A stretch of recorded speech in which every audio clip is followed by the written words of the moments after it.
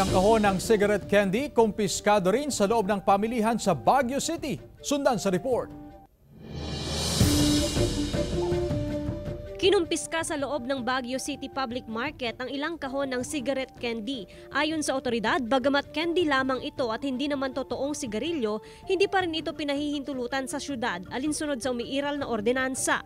Matapos madiskubre ang mga cigarette candy sa pamilihan, mahigpit na ring minomonitor ng POSD ang mga tindahan sa syudad na posibleng nagbebenta rin ng cigarette candy sa mga bata. Dapat walang mga products na available to minors or appealing to minors that resembles cigarette products.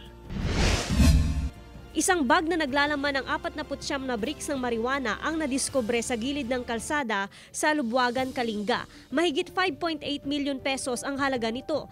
Isang lalaking rider daw ang nag-iwan sa bag. Patuloy pang investigasyon sa insidente.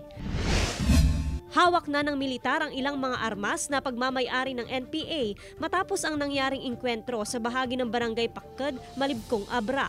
Tumagal ng 15 minuto ang palitan ng putok sa pagitan ng mga miyembro ng 50th Infantry Battalion ng Philippine Army at humigit kumulang 5 kasapi ng Communist Terrorist Group na KLG North Abra.